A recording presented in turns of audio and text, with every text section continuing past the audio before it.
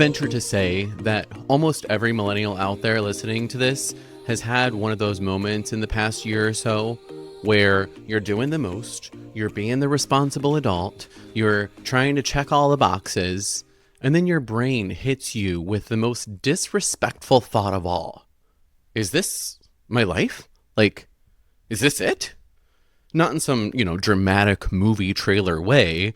It's more like you staring at your laptop, dead inside, and Slack pings you again, and you start daydreaming about disappearing into a forest to raise goats on your own self-sustainable plot of land where no one else bothers you.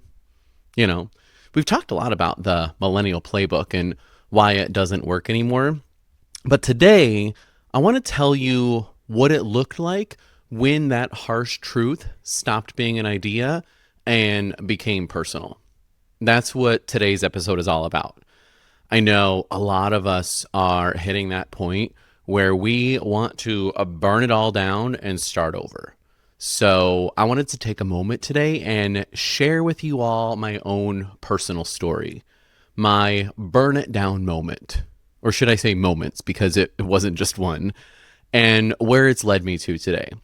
How I started over in my late 30s, and the part nobody posts about, the trial and error, the identity crisis, the money panic, the wait, who am I without achievement of it all. And this episode isn't meant to be about how I became a content creator. It's what it felt like to lose the old identity and rebuild a new one, all while your nervous system is screaming to return to some sense of normalcy. If you're new here, welcome. I'm Peter, your unofficial millennial mindset mentor and burnout bestie, here to remind you that you're never too old to burn it down and start fresh. And if you're in that season right now where you feel that quiet voice getting louder, like you're meant for something more than this, let this be a reminder that sometimes that voice is actually your soul begging for the life it was meant to live instead of the one you were conditioned to live. So let's get into it. Welcome to the Millennial Reset, a soft landing for your messy middle. A space for our generation to do the real work of unlearning and rebuilding. For the ones choosing rest over rush, peace over pressure, and alignment over achievement. Because the comeback and the reset isn't about becoming someone better. It's about remembering who you were before the world told you who to be. I'm glad you're here. Okay, so let me start with giving you the backstory here, like how it all started, okay? My late 20s and early 30s were very classic millennial. Climb the ladder, prove your worth, be impressive, be productive, be responsible. And after leaving the classroom as an elementary teacher, I made the move into corporate America. I was working for huge companies like Amazon down to small tech startups. At that time, I was doing training and customer success and account management. And the day-to-day for me was pretty straightforward. Try to prove yourself so that you can move up. I was doing the things. And from the outside, it looked like I was winning. I had a 6-figure salary. I felt like my future was promising and like I was finally getting close to making it. But then my mid-30s hit. And I hit my brick wall. Okay, not because one big thing happened, but because the accumulation finally collected its debt. It was the rising costs of housing, the multiple layoffs within a period of 2 years, the feeling that can only be described by Chumbawamba and tub thumping. I kept getting knocked down and doing my darndest to get back up again. And no matter how hard I worked, I still felt depleted. I still felt behind. And, I think what made it worse is I didn't look burnt out to others, at least. I looked high functioning. I was getting shit done, doing my job plus the job of 2 other people. But inside, I was anxious and irritated and brain fogged and exhausted in a way that sleep didn't fix. It was like the millennial experience of being tired like you're 80 but wired like you're 20. I had weird sleep patterns, Sunday scaries that made me look forward to an alien invasion just to have an excuse not to go to work on Monday. Doom scrolling to distract myself from my own lack of meaning, and self isolating so that nobody else had to deal with what I couldn't deal with myself. And wondering how the hell I got here. And how the actual hell was I going to keep going like this for the next 30 to 40 years until retirement? Which was already feeling like a pipe dream by then. And that's when that quiet voice started getting louder. You're meant for something more than this. Not more impressive, more meaningful, more alive. And the real impetus for me, the final straw that broke this millennial's back, was COVID and the shutdowns. It felt like, here we go again. Another recession fear, another layoff fear, another round of uncertainty. And not to mention fear of loss and death, like actual existential fear. It was like my nervous system had barely recovered from the fight or flight that started in 2008, and suddenly we were right back in it. And that period of time gave my brain the final piece of evidence it needed to lock in the belief that said, I'm never going to feel ahead. Not in buying a house, not in getting married, not in all those societal goals that feel pre-installed in our operating system like a virus that was accidentally downloaded from LimeWire. The housing one hit the hardest for me though, because before 2020, I don't know about you, but like I actually felt like I was finally getting close. But we all saw what happened there, right? To housing prices after 2020. So yeah, I mean, my burn it down moment wasn't cinematic. I wish that it was thunder and dramatic music and moving across the world to be a travel influencer. But it was more like me staring at my laptop with my soul leaving my body and thinking, what do I need to do to move to a tiny house in the forest and raise chickens for a living? I was done operating on fumes and pretending like this was normal. And I was so ready to quit the rat race where it felt like it was a human hamster wheel where the finish line keeps moving, and playing by the rules started to feel like a game of monkey in the middle. But as much as I wanted out of it all, my brain also wanted me to stay, because the brain loves familiar pain over unfamiliar uncertainty. And my core programming that you all know I talk about so much was still running in the background, like dial-up internet. If I just work harder, it'll click. If I climb one more rung on the metaphorical ladder, I'll finally feel secure. My brain kept convincing me to stay stuck rather than stepping into the fear of the unknown. Because stuck was familiar. And familiar feels safe even when it's miserable. You know, the one part of me said, what you really want is on the other side of this fear. But then there's this other part of me that was like, this fear is actually very real and could very well lead to you being homeless. But there was one long weekend where things began to click and become more clear that I had to take that first next step. So it was my 37th birthday, and I took an Airbnb trip up to the mountains. Nothing fancy, just nature, quiet, journaling, being outside hiking, and spending time by myself. I think like everybody has that one place or thing that they do that like recenters them, you know? And for me, that's always been getting as far away from the city noise and escaping to a cabin in the mountains where I could actually hear myself again. And I swear, it gave me just enough clarity to access the logical part of my brain again instead of the usual emotional panic spiral brain that had been running my life. And through all the journaling and reflecting and sitting in silence, there were two big questions that I kept coming back to. The first was inspired by a story that I saw about a hospice nurse that was taking care of people in their final days of life.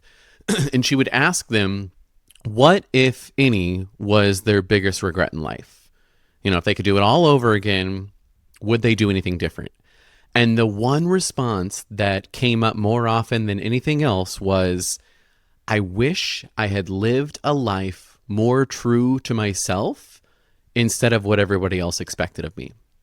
When it's all said and done, nobody said, I wish I sent more emails or worked harder for that promotion. It was, I wish I lived my life on my terms. So that was the first question. Like, what would my life look like if I lived it on my own terms?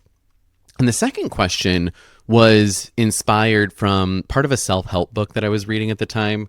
I couldn't even tell you which one it was now, but it was this analogy of how fear is like the dark attic or basement. Like when you're a kid and you're convinced that there's something in the attic, and then you turn on the light and realize it's just a box and some Halloween decorations. And it was one single sentence that stuck with me till this day. Fear gets its power from our not looking, right? It's this whole idea that so often we don't even have evidence that our fear is real. We just know that we have fear. So I realized that I needed to at least turn on the light. And what that looked like in practicality was asking myself the question, like, what's the worst that could happen if I did take the next scary step? And what evidence did I have that that would actually happen? The story in my head said, you're going to be poor tomorrow if you don't figure this out right away. But, the reality was that I did save up for this. Thanks to a few severance packages and sign-on bonuses and cashing out my teacher pension, I had enough savings to last me at least a year, if not a year and a half. And the other part of that question then that kind of flipped the script was, what would I do if that fear was irrational?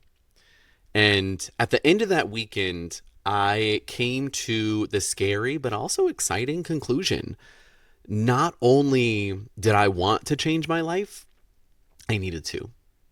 Because I couldn't imagine being 80 years old and looking back and having regrets about not doing something different with my life. Okay, and don't get me wrong here. I had zero clue of exactly what I wanted to do, especially to make an income. Generally speaking, I knew that I either wanted to do consulting or coaching, but not much else beyond that. But I also knew that I wasn't going to find those answers if I didn't give myself the opportunity to take a break so that I could gain that clarity. Because what I know now that I think is hopefully valuable for all of you to know if you're in that same place is that survival mode, chronic stress, drastically decreases your tolerance for risk and your capacity for future thinking. And yeah, I get it, right? It might seem impossible to take any sort of break, even if it's just a long weekend, though, that can give you that glimmer of clarity that you might be searching for to take that next step. Maybe it's not quitting your job, but simply the clarity to at least see what the next step could be for you, to broaden your perspective beyond the limited view that stress keeps you stuck in. So what did that next step look like for me? The beginning, at least, of my burn it all down moment. And it wasn't me lighting my corporate badge on fire.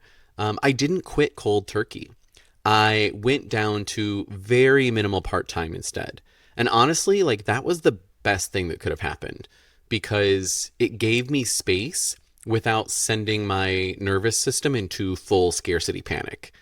I basically made an agreement with my employer to give them 10 hours a week to start, with the expectation that that could either decrease or increase over time. And that first week was weird as fuck, because as much as I wanted to rest, that felt too unsafe. Every time I thought about taking myself out to lunch or going for a little short getaway, my brain would immediately shut it down and talk me out of it. And instead I would sit there and spiral about all the things that I should be doing instead. And I remember checking my bank account every week like it was a horror movie. I had to make sure that I didn't lose my entire life savings overnight somehow. So anyways, after about a week or two of at least trying to slow down, I decided to start the experiment, the trial and error experiment of figuring out my next chapter. The first thing I decided to try was consulting. I knew I was really good at what I did before with training and development and enablement and learning management systems. So I focused on that.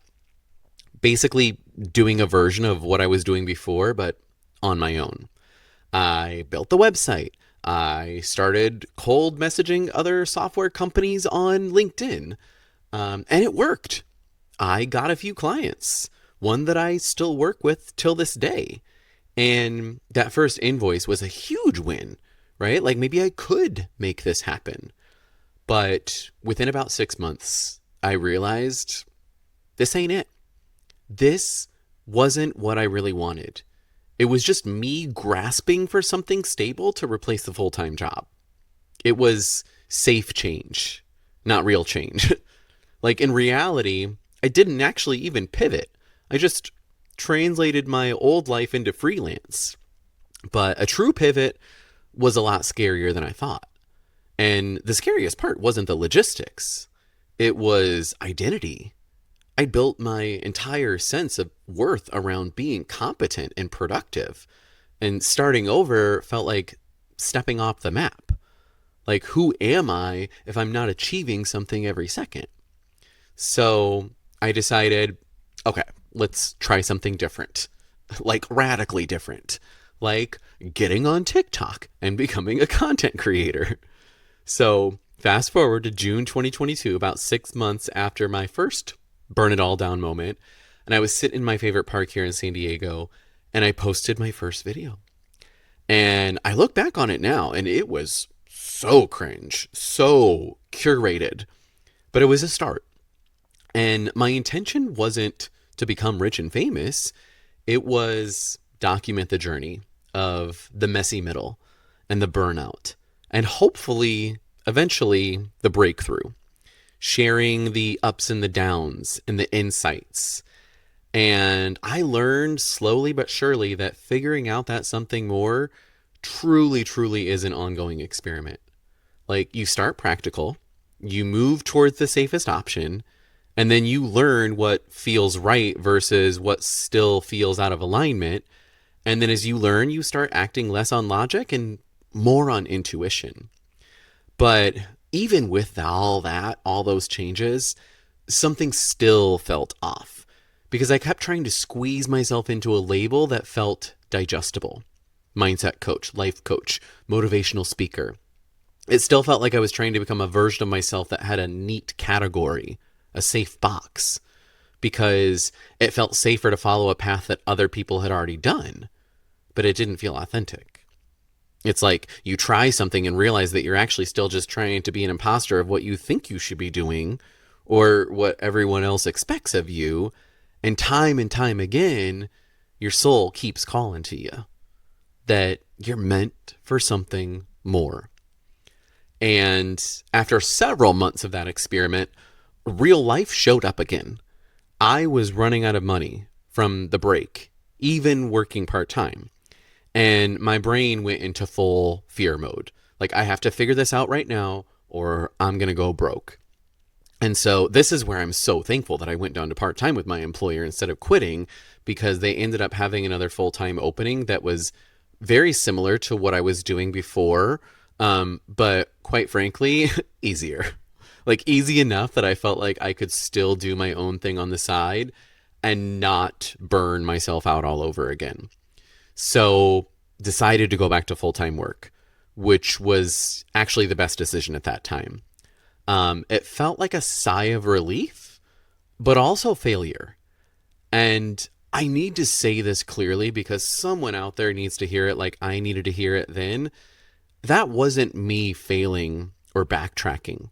That was me stabilizing and building a stronger foundation of safety so that my nervous system could actually think clearly enough to build something more sustainable, but that still felt like me. So then fast forward to November 2025, company-wide layoff. Less than 2 years after going back to full time, security blanket got pulled. And this time it wasn't my choice. You know, after giving 7 years to this company, which was actually a really great place to work compared to some of my past employers, that version of my life was gone within a 10-minute call with HR. It was a really weird feeling, right? Because like there was a part of me that was like, well, this really fucking sucks. Third time being laid off in my adult career. But there was this other part of me that knew even deeper down that this had to happen for me to face the reality that was facing back at me all along. Do you try to keep going this route of safety, or do you take this opportunity to go all in on yourself? Not for somebody else's goals, not on the imposter version of yourself, but all in on you. And that's when I really started questioning, like, is the worth the investment of my own soul to keep doing things the conventional way? Because I think what my brain was finally starting to realize is that sometimes even the safe path isn't safe. It's just familiar. And in that moment, there was a tough choice to be made, right? Either take what was supposed to be the safe path again and be poor and miserable, or take the unconventional path. The one that's always existed, but I forgot about because I'd been trudging this old path for so long. To stop investing in someone else's goals and dreams, or the ones that you thought would lead to success, and start investing in the version of yourself that doesn't need to prove anything. And this next burn it down moment, it was a lot quieter. I hit pause. I took a few weeks to recenter and then decided to go all in on myself. And I truly believe this now, that it's not until you start to get a little bit delusional, where you start to imagine the best case over the worst case scenario and start doing what feels good to you, that's when you really start to understand the call from within the house. That what you're really meant for has a prerequisite. And that prerequisite is to shed away all the layers of conditioning and programming of all the shoulding on you over the years. To leave behind the identity that you thought you were because you've been pretending for so long that it became a default operating mode, and to step into who you've always been underneath all that. The you that you were always meant to be and have always been, but got covered up and silenced by a need to survive. And I think this is where so many of us are as millennials. It's not just that we're out here deconstructing our careers, we're deconstructing the past 30 years of conditioning. And what I realized, at least, is that the other path wasn't something that I had to keep trudging toward. It was the path from my past that I never chose. And the way back wasn't forward through more pressure. It was back to who I was before survival mode became my identity. Okay, not physically back in time, but in who you were then. To remember that version that had their own goals and dreams. Okay, and I'll say this too. I think that's why 90s nostalgia is so close to our hearts, right? We know that time is gone, but we can go back there mentally. And it helps us remember who we were at that time. Someone that was hopeful for the future.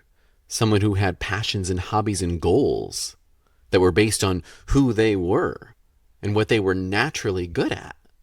Not goals based on someone else's KPIs or a college degree. That's who I found again in this whole journey of burning down all the parts of my programmed identity. It was my inner 90s kid. I didn't find a new path. I found an old part of me. My old identity was the typical robot-like productive adult doing all the things that everyone said I should be doing. But that rediscovered identity was simply a hopeful kid with a lot of curiosity who was ready to come back outside and play again. And once I remembered that version of myself, everything changed. And I got back into content creation again. But this time, it was aligned. Not scripted, not performative, not SEO optimized with some fancy business strategy behind it. Just me showing up as me. And the biggest difference, I think, is that the first time I did this, I was branding myself based on what everybody else had done. But this time, it felt like more of a revealing of myself. so that I could brand myself in a way that was truly a self brand and not a branding of me pretending to be someone that everybody liked, right? Like the shift wasn't in strategy, it was in alignment. And the first win wasn't even financial. It was realizing that I could feel stressed and not spiral. Like I could pause and then breathe and then choose. And I know that sounds small, but it's basically wizardry when you've been urgency trained for the last 20 to 30 years of your life. And once I learned how to manage my energy again, focus when my brain could focus and rest when it couldn't, that's when some of the external rewards started showing up. You know, the emails started coming in, brand deal opportunities, partnerships. And the most valuable part, obviously, is a growing community of others who resonated with my message. And I'm not saying that I'm all big and famous or wealthy by any means. Like, I still have not replaced my full-time income. But the evidence keeps stacking little by little. Every time I show up as myself instead of a performance, choosing the unconventional over the limitations, I get some kind of payoff. Not always financial, but I think even more rewarding is that feeling that comes from feeling like you're making progress without completely burning your nervous system to the ground. You know, small signs that I'm on the right track. And I don't tell you this to be like, oh, look at me, look at me. No, I tell you this because my life compared to a few years ago is unrecognizable in the best way. I've got the podcast, a self-published book, a community of over 400,000 other millennials that wanted to hear what I had to say, you know, multiple streams of income that I have control over, things that I never would have pictured 5 years ago. And whatever your dream looks like, it doesn't have to be content creation, obviously, but maybe it's that scary thing that you keep avoiding because it feels too unfamiliar, unsafe, or unconventional. You don't have to commit to going all in right now, but at least give yourself permission to question and consider what might be on the other side of that fear. Because as terrifying as it is to imagine the leap, it might be even scarier to imagine being on your front porch in 40 years and wondering why you didn't live on your own terms. And again, you know, let me reiterate this point as strongly and loudly as I can. I'm not done yet.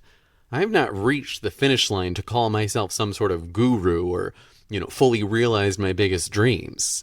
This is not a destination, right? It's a journey where once you peel back one layer, there's always the next one to work on.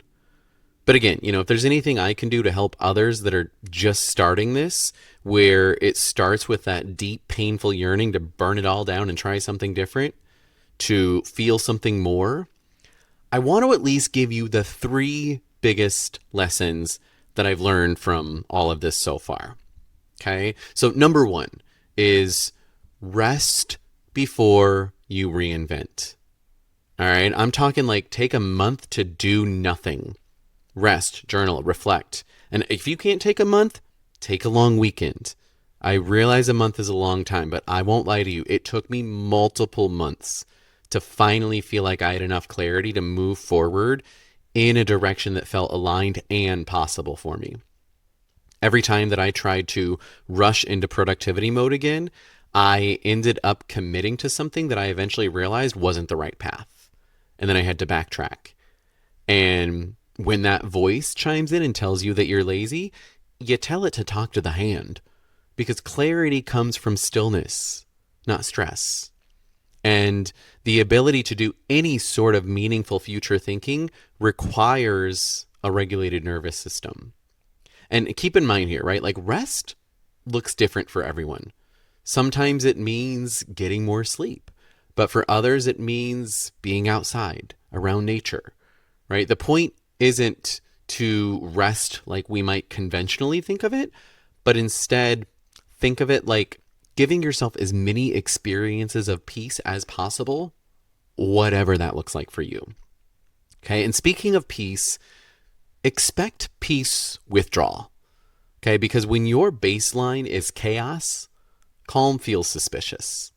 Healing can feel like withdraw from productivity addiction. Okay, that doesn't mean you're doing anything wrong. It just means that your nervous system is finally learning what safety feels like again, which is not going to happen overnight. All right, so that's number one. Rest before you reinvent. Number two is just take one baby step into the dark. You don't have to burn your whole life down. You don't have to make over your personality. And you don't have to go from burnt out to perfectly healed overnight. Okay, that's where I went down the wrong path when I first started creating content. It felt like I had to be an overnight guru for anybody to listen to me. You know, who would want to listen to someone who was still going through their own shit? That's the narrative I was telling myself at the time, at least. You know, if you want more time back in your life, start with a micro boundary. Protect just one energy leak that allows you to have more space for yourself. If you want to pursue that big lifelong dream, start with a 1-week plan instead of a 5-year plan. You know, don't try to outthink your nervous system if it can only handle the one small thing today anyways. Be okay with it not looking good at first and asking for support sooner and not expecting certainty before you take that first step. Because the first step, the first baby step is always going to be the scariest because that's the moment that you finally turn on the light in the attic. Everything else after that becomes easier and easier. Okay. And then finally, number 3, expect to fail and expect to pivot. What you think you want to do right now is likely not what you'll actually end up doing in the end.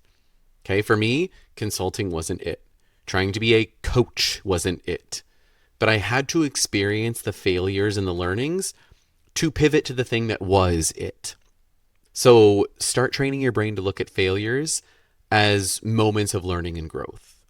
Literally, every time something doesn't work out like I wanted, which has happened countless times, believe you me, it's always an opportunity for me to reflect and learn and then choose a different path.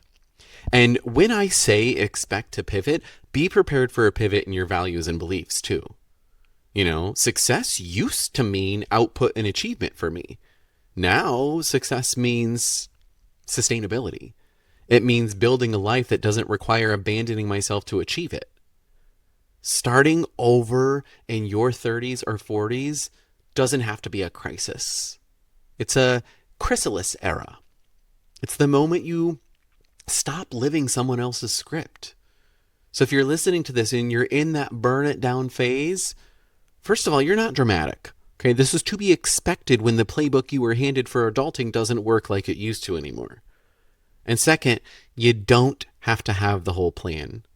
You just have to turn on the light because fear gets its power from the dark. And sometimes the bravest thing you can do isn't to leap, is to take the one step and gather new evidence that you can survive uncertainty and build something from the inside out. And if you're in the season where you can't quit, you can't start over, and you can't risk it all, hear me loud and clear here. You can still begin. Not by burning it down, but by reclaiming one small piece of yourself at a time. Because that's what starting over really is. It's not becoming someone new, but remembering who you were before being a responsible adult hijacked your life plans. And by the way, if you're looking for that extra little bit of support for your messy middle, don't forget to check out the online support group on Patreon, Club Chrysalis, because I think what so many of us are craving more than anything else right now isn't someone to help you fix it all or tell you what you should be doing, but just a space to belong, where you can build community with people that actually get you. And most importantly, to support you and cheer you on as you take that first step of turning on the light in the attic. You can always learn more about that and my book on the website, www.themillennialreset.com. In the meantime, proud of you for being here as always. And if this episode hit for you, share it with a friend who needs a reminder that starting over doesn't always have to mean falling behind. It can also mean falling into alignment. And I'll see you on the next one.